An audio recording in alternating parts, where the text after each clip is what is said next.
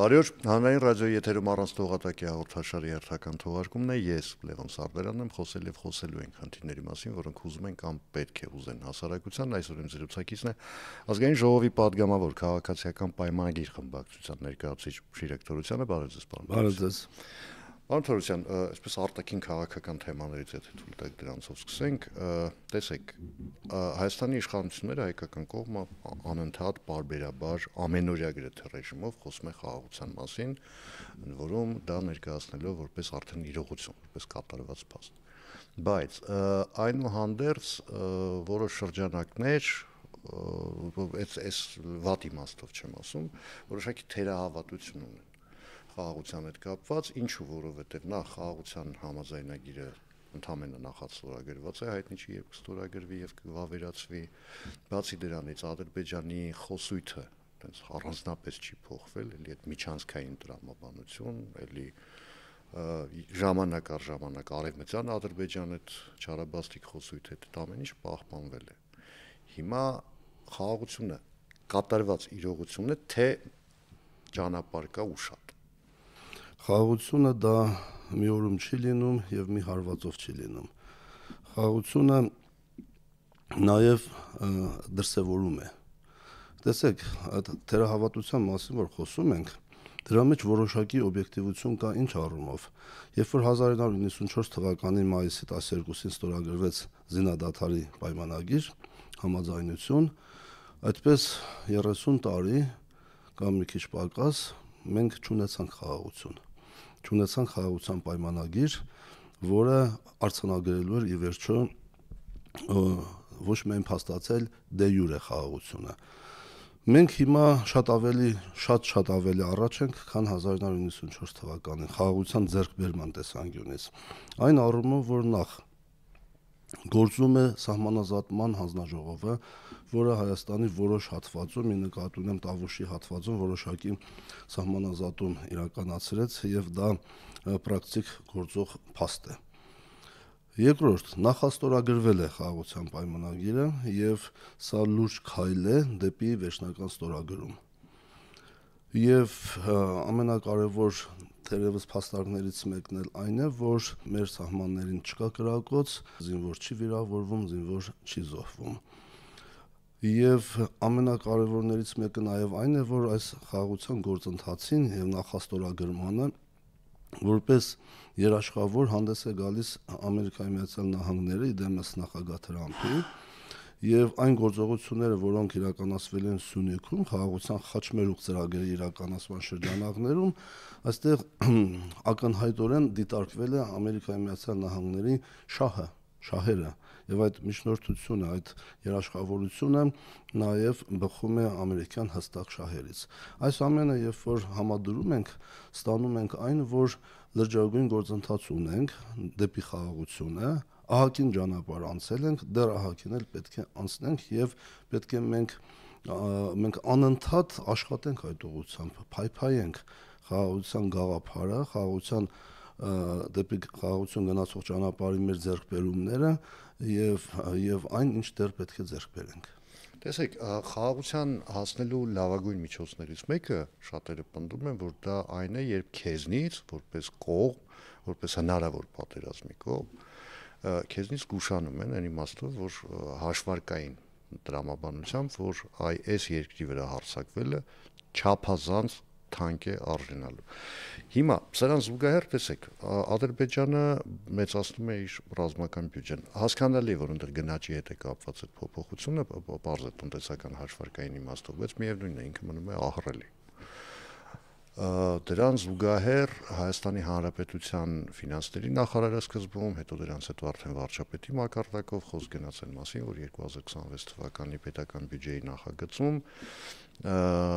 պաշտպանության ուղղված ծախսերը որոշակիորեն կրճատվելու են, իսկ այդ որոշակի բավական լուրջ թիվ էր 260 միլիոնի դոլարի կարգի։ Հիմա մի քիչ շուտ չենք մենք այդ ամեն ինչը անում։ Տեսեք, մենք նախ 2018-ից, բայց հատկապես 2020-ից հետո շատ անհամաչափ ավելացրինք մեր ռազմական բյուջեն։ Եվ եթե որ համեմատում ենք 2018-ի պետական բյուջեն ռազմական ծախսերի առումով եւ 2025-ը, մենք տեսնում ենք, որ գրեթե 6 անգամ ավելացել է Հայաստանի բյուջեն։ Համախառն ներքին արդյունքի հետ համեմատության մեջ աշխարհում առաջիններից մեկն ենք։ Եվ այս առումով մենք այնքան մեծ ծավալի բյուջե ենք ավելացրել, որ այդ տեմպը պահելը կարծում եմ եւ անհրաժեշտ չի եւ խնդրահարույց է, որովհետեւ մենք տեսեք նախատեսում ենք 2026 թվականի ամառային զորակոչից սկսած 2 տարին պարտադիր զինվորական ծառայության 2 տարին իջեցնել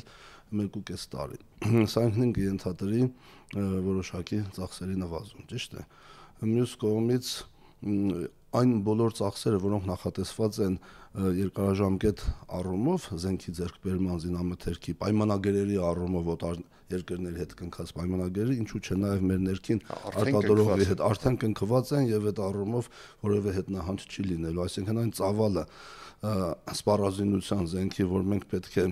ձեռք բերենք նաև 2026 թվականին եւ այլ երկրներից եւ մեր ներքին արտադրողից այդ թվերը չեն փոփոխվել։ Պարոն Թորոսյան, կներեք, էլի չեմ ընդմիջում, ուղղակի հասկանալու համար։ Ես ճիշտ եմ հասկանում, որ տրամաբանությունը հետեւյալն է. 26 թվականին մենք մի քիչ իջեցնում ենք ռազմական բյուջեն, որովհետեւ մենք ունենք ահռելի քանակությամբ գնված զենք եւ եթե մի քիչ կենցաղային լեզվով ասած, պիտի մարսենք այդ գնումները։ Դուք իհարկե ինչ որ առումով ճիշտ եք ասում եւ բացի մարսելուց ես կրկնում եմ, մենք նվազման միտում չունենք ձեռքբերումների առումով եւ ասեմ ձեզ այդ համեմատությունը, որ ասում են մեզնից զգուշանան, այստեղ շատ կարեւոր հարց է առաջանում, ով զգուշանա։ Եթե խոսքը վերաբերում է Ադրբեջանին եւ եթե տեսականորեն մենք ընդունում ենք, որ մեր պոտենցիալ հակառակորդը միայն Ադրբեջանն է եւ տեսականորեն այստեղ ասեմ համարենք, որ Ադրբեջանի հետ է միայն մեր պատերազմը ենթադրյալ լինելու, ապա այստեղ ես կարծում եմ, որ Ադրբեջանը ոչ միայն զգուշանում, այլ շատ է զգուշանում։ Բայց մենք ունենք 44 օրյա պատերազմի դառը փորձը եւ ընթացիկ աշխարհաքաղաքական զարգացումները եւ ակնհայտ է, որ ինչ որ մի պահի այդ պատերազմին կմիջամտի Թուրքիան, ել չեմ ասում այլ երկրներ, որոնք տարբեր շահերի բերումով կարող են աջակցել Ադրբեջանին։ Այստեղ մենք արդեն շատ մեծ հարցական ենք ունենում։ Ում հետ համեմատած։ Ով կարող է զգուշանալ։ Եթե խոսքը Թուրքիայի մասին է, Թուրքիան զգուշանալու խնդիր չունի, ահռելի մեծ պոտենցիալով երկիր է։ ՆԱՏՕ-ի երկրորդ հզոր բանակն է, աշխարհում, եթե չեմ սխալվում, 20-րդ տնտեսությունն է, ակտիվ աշխարհաքաղաքական ու տարածաշրջանային քաղաքականությամբ եւ մենք եթե մտածում ենք, որ ինչ որ պահի մենք պետք է գնանք պատերազմելու Թուրքիայի դեմ, ապա դա խելահեղություն է։ Եթե Ադրբեջանի դեմ, կարծում եմ մենք այստեղ շատ քիչ խնդիրներ կունենանք, բայց արդյոք ինչպես նախորդ շրջանում Թուրքիան ամբողջ ուժով չի մտնի այդ պատերազմի մեջ։ Այստեղից է բխում խաղաղության գործընթացի խիստ անհրաժեշտությունը եւ նաեւ տարածաշրջանում խաղաղության խաչմերուկ ծրագրերի իրականացմամբ միջին միջանցքի կյանքի կոչմամբ այդ միջին միջանցքի մի կարևոր օղակ լինելով կարողանալ խաղաղությունը ձեռք բերել ոչ միայն որպես բառ, այլ որպես փաստացի իրողություն, որի շրջանակներում տարածաշրջանի շահախնդիր երկրները կսպասարկեն իրենց առևտրատնտեսական շահերը, ինչպես եւ մենք բնականաբար, եւ բոլորին ձեռնտու կլինի խաղաղությունը։ Այս խաղաղության մասին է խոսքը։ Օրինակ Ռոբերտ Քոչարյանը ասում էր, որ խաղաղության միջանցքը, խաղաղության ճանապարհը Թրամփի ուղին, ինչպես կա, ես ասում եմ մեղրի ճանապարհ, ինքը Հայաստանի Հանրապետությանը ոչինչ գրեթե չի տալիս։ Տալիս է մյուսներին ամեն ինչ, մեզ տալիս է ոչինչ։ Ես կարծում եմ այդ տեսակետը հայտնել են շատերը, ընդդիմադիր դաշտից եւ շատ շատերը այդ մասին խոսում են, արժեզրկելով Թրամփի ուղի այդ ճանապարհի ձեռքբերման կարևորությունը։ Ես կարծում եմ դրանք խիստ սուբյեկտիվ տեսակետներ են, որովհետև իրականում մենք իսկապես լուրջ ձեռքբերումներ ենք ունենալու, հանդիսանալով կրկնեմ միջանցքի մի օղակը, տարանցման երկիր եւ ի վերջո բացվելու են մեր սահմանները։ Տեսեք, մենք աշխարհի հետ մեր կապը իրականացնում ենք Վրաստանի վրայով, մասամբ նաեւ Իրանի վրայով եւ սա լրջագույն խնդիր է մեզ համար։ Շատերն ասում են Թուրքիան ավելի մեծ առավելություններ է ստանում Ադրբեջանը եւ այլն։ Լավ, շատ պարզ եւ տրամաբանական հարց։ Եթե ավելի մեծ առավելություններ է ստանում Թուրքիան կամ Ադրբեջանը, ինչու մինչև այսօր իրանք չեն բացել այդ սահմանը, այսինքն իրանք իրենց շահերը չգիտեն, իրենց աշխարհը չգիտեն։ Ես այդ ինքս էլ այդ հարցը բազմիցս տվել եմ ձեր գործընկերներին անդիմադիր մասնավորապես, ինքը արդեն վերածվում է հռետորական հարցի, որտեղ որևէ մեկ այդ հարցին չի պատասխանում։ Եթե գալու են մեզ ուտեն, պատասխան չունի այդ հարցը։ 93 թվականից ինչի փակեցին սահմանը։ Պատասխան չունի, որովհետև այո, այդ հարցը, որովհետև նրանք շրջափակելով մեզ ճզմում են Հայաստանի տնտեսությունը։ Բացելով սահմանները մեծ շանս են տալիս Հայաստանի տնտեսական զարգացմանը։ Հիմա այս բացելը սահմանների ենթադրյալ, որ պետքա բացվի, որ խաղաղության խաչմերուկ ծրագիրը պետք է գործի, որ խաղաղությունը պետք է ստորագրվի, այս առաջիկա մեր հիմնական աշխատանքները միտված են լինելու սրան, սա նախ սպասարկելու են մեծ ծավալով նաև իրենց շահերը, ի նկատի ունեմ հենց Միջանցքի գաղափարի կենսագործումը, բացի սրանից նաև միջազգային ուժեղ ճնշում կա։ Մենք սա էլ պիտի ընկալենք, որ այդ միջազգային ճնշումը միտված է Միջանցքի կենսագործմանը եւ տեսեք ինչպես է ուզում այդ միջանցքը աշխատի ոչ մեզնից հյուսիս, ոչ մեզնից հարավ, մեր վրայով հասկանալի է արևմուտքի աշխարհաքաղաքականությունը, կարծում եմ պարզ ասեցի, եւ այս դեպքում միջազգային ճնշումը եւս իր դերակատարումը կարող է ունենալ այս հարցում։ Տեսեք, որոշակի վատատեսության, հոռետեսության, սկեպսիսի էական չի, որ տերմին այստեղ կօգտագործենք, տեղիք տալիս է նաև այն, որ այս ձեր ասածների համար Հայաստանը ըստ էության գնաց որոշակի զիջումների, այսինքն մենք օրինակ համաձայնեցինք միջազգային դատականատյաններից հետ կանչել Ադրբեջանի դեմ տված հայցերը, ճիշտ է, վերջնական ստորագրումից հետո, բայց այդ համաձայնությունը կա։ Մենք համաձայնեցինք, որպեսզի լուծվարվի ԵԱՀԿ Մինսկի խումբը, չնայած օրինակ միջազգայնագետ Սուրեն Սարգսյանն այստեղ ասում էր, որ Մինսկի խումբը դեռ հետագայում կարող էր անելիք ունենալ եւ ինքը լավ հարթակ էր ըստ էության, բայց մենք ըստ էության այդ հարթակից զրկվեցինք։ Հիմա արդյոք այն ամենը, ինչ որ ասացիք դուք, համարժեք էր այս կորուստներին։ Նման գործընթացները ոչ թե զիջումներով են պայմանավորված, այլ փոխզիջումներով։ Ադրբեջանը ինչ է զիջել։ Երբ որ մենք ասում ենք միջազգային դատարաններից հայցերի հետ կանչում, դա մենակ մենք հետ չենք կանչում։ Ադրբեջանը մի հայց ունի, ընդ որում բավական թույլ։ Հետ է կանչում նաև Ադրբեջանը։ Եվ մի հատ է 11 հատ է փոխադարձության սկզբունքով է։ Երբ որ մենք խոսում ենք Մինսկի խմբի մասին, Մինսկի խումբը, որը գոյություն ունի ավելի քան 30 տարի, ինչ է արել։ Ինչ է արել Մինսկի խումբը։ Տալիան ասում էր կուլիսներում իրեն պարտադրում է ճանաչել Ղարաբաղի անկախությունը։ Տվել է լուծում, չի տվել, ինչ է պարտադրել, ինչ է ասել, մեզ էլ են շատ բան ասել։ Արդյունքում խնդրի լուծմանը չի հասել Մինսկի խումբը, արդյունքում տեղի ունեցել պատերազմ։ Երբ որ ես մեկ այլ օրինակ բերեմ, երբ որ 1920 թվականին ստեղծվում էր ազգերի լիգան, ազգերի լիգան որպես միջազգային ունիվերսալ կազմակերպություն իր առջև կարևորագույն խնդիր էր դրել ապահովել խաղաղությունն աշխարհում եւ պետությունների միջև խաղաղ գոյակցությունն ու համագործակցությունը։ Երբ որ 1939 թվականին սկսվեց Երկրորդ համաշխարհային պատերազմը, ազգերի լիգան փաստացի դադարեց գոյություն ունենալուց, դե յուրե դադարեց այն պահից, երբ ստեղծվեց ՄԱԿ-ը։ Այսինքն ինչ արեց նա, այսինքն չարեց, չկարողացավ ապահովել խաղաղությունն աշխարհում։ ինչին էր միտված ԵԱԿ Մինսկի խումբը, հասնել Հայաստանի ու Ադրբեջանի միջև խաղաղության, լուծել Ղարաբաղի հիմնախնդիրը։ Լուծել է, ոչ, չի լուծել։ Եղել է պատերազմ, խնդիրը լուծվել է պատերազմով, այո, խնդիրը լուծվել է պատերազմով։ Հետևաբար այդ կառույցի գոյության իմաստը էականորեն արժեզրկվում է։ Մյուս տեսակետն էլ կա նաև, որ ԵԱԿ Մինսկի խմբի գոյությունը ինքը ըստ էության վտանգավոր էր նաև Հայաստանի համար, որովհետև ըստ էության ԵԱԿ Մինսկի խմբի տրամաբանությամբ Հայաստանը հակամարտող կողմ էր, այսինքն մենք արդեն հակամարտող կողմ չենք, հա։ Մի բան էլ ասեմ ձեզ, ովքեր էին մտնում ԵԱԿ Մինսկի խմբի մեջ, Ռուսաստանի Դաշնություն, Ֆրանսիա եւ ԱՄՆ։ Այդ եթե խոսում ենք համանախագահների մասով, այո։ Համանախագահությունը ըստ երևույթին սրան նախորդող որոշակի փուլում հակադիր, եթե չասեմ, թշնամական հարաբերությունների մեջ էին։ Հասկանում եք, չի կարող մի հարցի շուրջ կոնսենսուս լինել, երբ որ այդ պետությունները այլ 100 հարցի մեջ հակադրություն ունեն։ Չի կարող այդպիսի բան լինել։ Եվ վերջո, երբ որ մենք նայում ենք հայկական հարցի պատմությունը եւ տեսնում ենք, թե ինչպես է,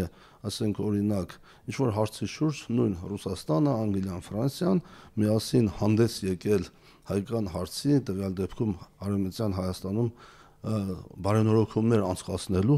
առաջարկով եւ թուրքական կառավարությունը որոշակի ժամանակ այսպես խուսանավելով հասկացել է, որ ինչ որ մի պահի նրանց կոնսենսուսը վերանալու է, որովհետեւ նրանք չեն կարող երկար նույն հարցի շուրջ կոնսենսուս ունենալ։ Նույնն է այստեղ է։ 30 տարի դրել ենք այդ ԵԱԿ Մինսկի խումբ համանախագահներ։ Նրանք միշտ տարբեր մոտեցում են ունեցել հարցի լուծման վերաբերյալ, միշտ տարբեր մոտեցում են ունեցել։ Չի եղել մի պահ, որ ասենք ԱՄՆ եւ Ռուսաստան շահերը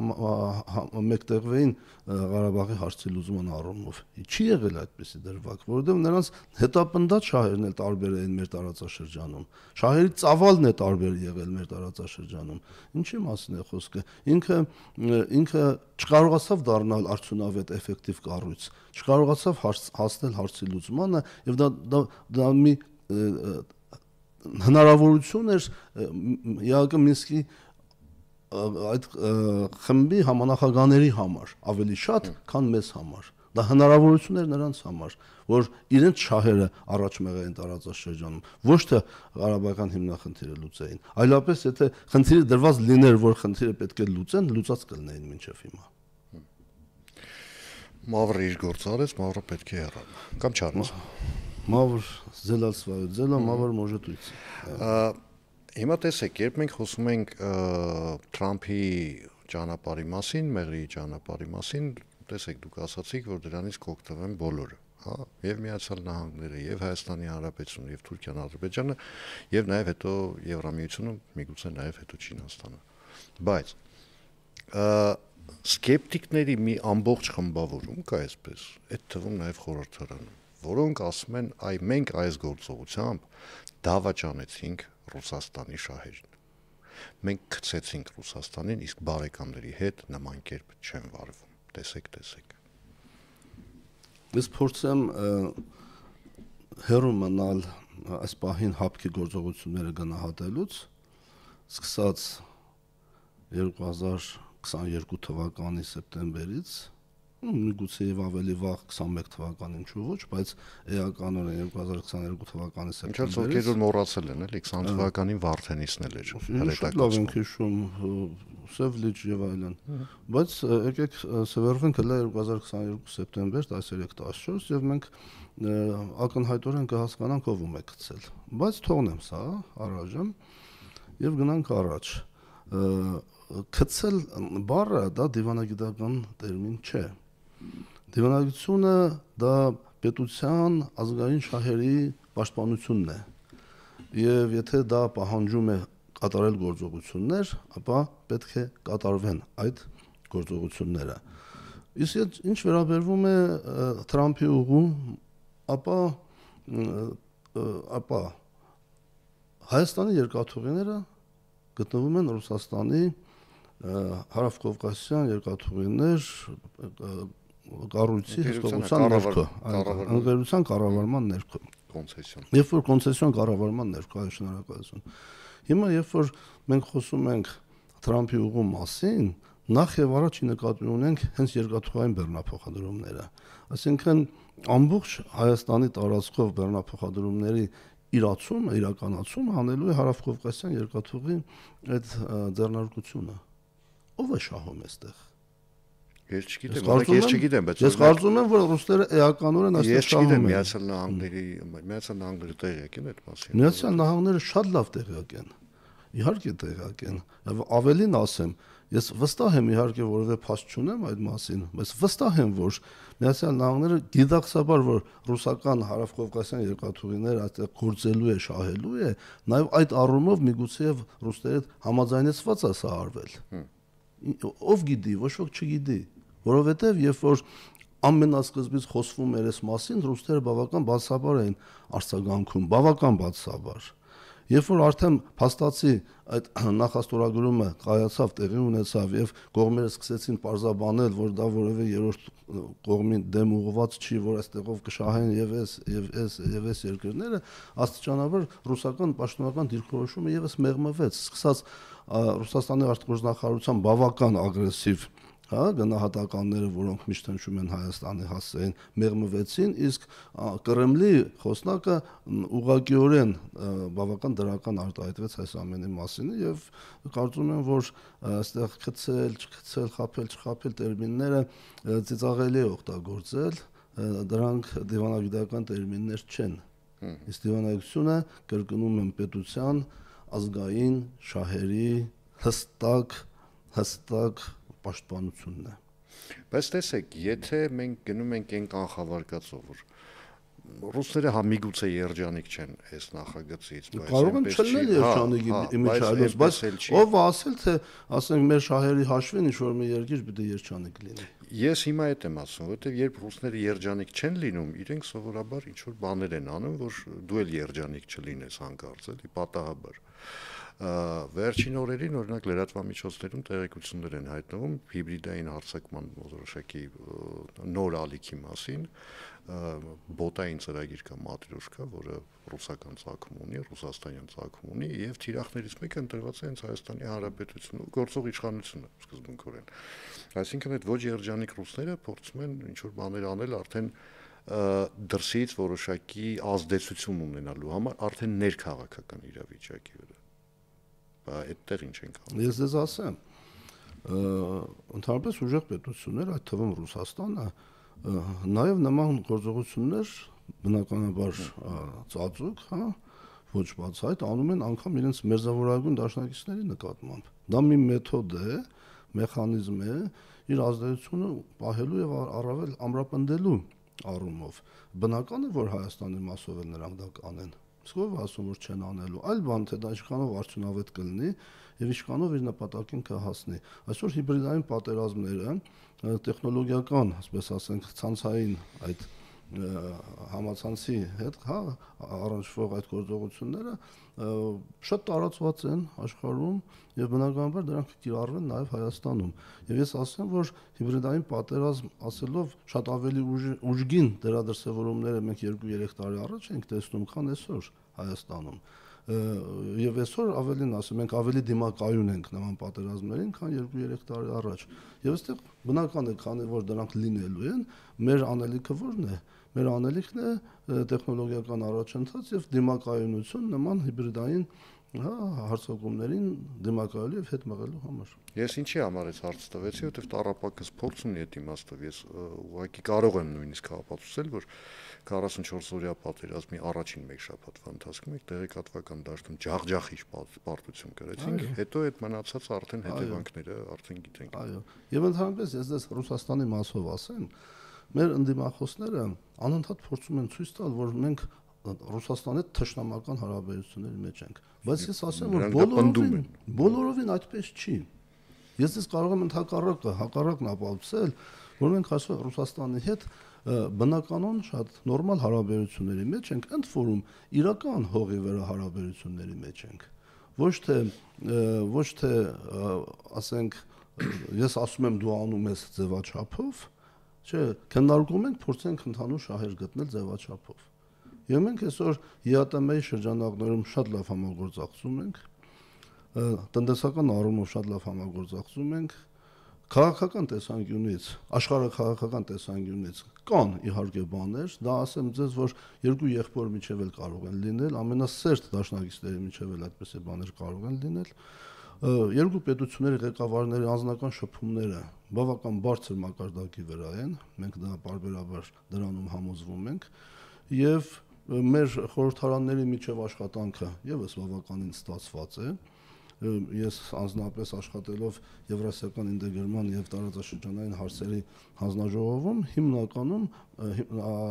մեծապես աշխատում ենք հենց ռուսական կողմի հետ եւ շատ ստացված համագործակցություն ունենք, այնպես որ ԱՊՀ-ի շրջանակներում շատ լավ համագործակցում ենք, ռազմաքաղաքական դաշինքի հապկի տեսանկյունից խնդիր ունենք, մենք գիտենք ինչի ունենք, իրանք էլ գիտեն ինչի ունենք։ Եվ պարտադիր չէ, որ բոլոր առումներով մենք այդպես շատ ջերմ, լիրիկական, հարաբերություններ ունենանք, դա նույնիսկ ճիշտ չի եւ նույնիսկ ծիծաղելի է։ Եվ մենք թշնամի չենք։ Մենք շատ լավ գործընկերային հարաբերություններ ունենք Ռուսաստանի հետ, շատ լավ գիտակցում ենք նրա շահը, շատ լավ աջակցում ենք նրա շահերի սպասարկմանը մեր տարածաշրջանում, բայց մենք պատրաստ չենք մեր շահերը ոտնատակ տալով ամբողջովին սպասարկել ռուսական շահերը։ Եվ դա իրենք գիտակցում են, եւ դա իրենք հասկանում են, եւ նաեւ մեր գործողությունների հետ կապված շատ անգամ ներքին ըմբռնումով են մոտենում դրանց։ Շատ ներքին երևի, որովհետեւ դրսից չի երևում, Տեսեք, հիմա քանի որ Հայաստանում ներքաղաքական իրավիճակը այնպեսին է, որ ավելի շատ վերադասավորումների փուլում է, օրինակ իշխող կուսակցության դեպքում ամեն ինչ հասկանալի է, այն գլխից հայտարարել էին, որ մենք որևէ դաշինքի մեջ չենք լինելու, գնալու ենք ընտրություններին միայնակ, մնացած ամբողջ դաշտում ինչ որ խմորումներ են, նոր դաշինքներ են փորձում կազմավորել, նոր քաղաքական ուժեր են մեջտեղ գալիս, ընդ որում այդ քաղաքական ուժերի թե գոյություն ունեցողների, թե դեռևս նոր ձևավորողների մի մասին, այսպես միանգամից այդ պիտակը կպցվում է, սրանք ռուսական ազդեցության գոտին է։ Այսինքն մասնավորապես խոսքը վերաբերում է մեր ձևով շարժմանը, որը դեռ քաղաքական անուն այդ իմաստով չի ստացել։ Խոսքը վերաբերում է նույն Հայաստան դաշինքին, Ռոբերտ Քոչարյանի գլխավորությամբ։ Հիմա ընդ որում շատերը այսպես նեյտրալ դիտորդական, ասում են դա հրաշալի իրավիճակ կոնկրետ իշխանության համար, որովհետև 26 թվականին էլի պայքարը լինելու է նախկինների եւ ներկաների այդ խաղի կանոններում։ Այդպես է լինելու։ Էլի նախկիններ, ներկաներ այդ ընտրության առաջ են կանգնելու։ Անկեղծ ասած 26 թվականի ընտրությունների գլխավոր դրսևորումները դերևս ամբողջապես չեն ձևավորված եւ այս պահին բարդ է ասելը, կանխատեսելը, թե ինչ խոսույթի շրջանակներում եւ ինչ քաղաքական զարգացումների տիրույթում է լինելու քարոզարշավը, բայց նախքին ներկա խոսույթը չեմ կարծում, որ մեծ ծավալի տեղ զբաղեցնի։ Այստեղ ոչ թե նախքին ու ներկայի, այլ անձերի գործողությունները ավելի շուտ ուրեմն եւ անձերի փաստական գոյությունը ակտիվ քաղաքականության մեջ կարող է լուրջ դերակատարում ունենալ եւ ռուսամետության գործոնը եւս լինելու է անպայման իհարկե լինելու է ակնհայտ է լինելու որ XY քաղաքական ուժերը ցուցադրաբար աջակցելու են ռուսական շահերի ամրապնդմանը տարածաշրջանում լինելու են արևմտամետ եւ ծայրահեղ արևմտամետ ուժեր, որոնք անպայման թմբկահարելու են արևմուտքի փրկարար դերակատարումը մեզ համար եւ բնականաբար լինելու է այսօրվա գործող իշխանությունը, որի խոսույթը ամենաառողջն է Հայաստանակենտրոն գաղափարախոսության տեսանկյունից։ Շնորհակալություն զրույցի համար։ Հիշեցնեմ այսօր իմ զրուցակիցներ Ազգային ժողովի պատգամավոր քաղաքացիական պայմանագիր խմբակցության ներկայացուցիչ Շիրակ Թորոսյանը, ես Լևոն Սարդարանն եմ, կհանդիպենք արդեն վաղը նույն ժամին, նույն վայրում, հաջողություն եւ համբերություն բոլորիս։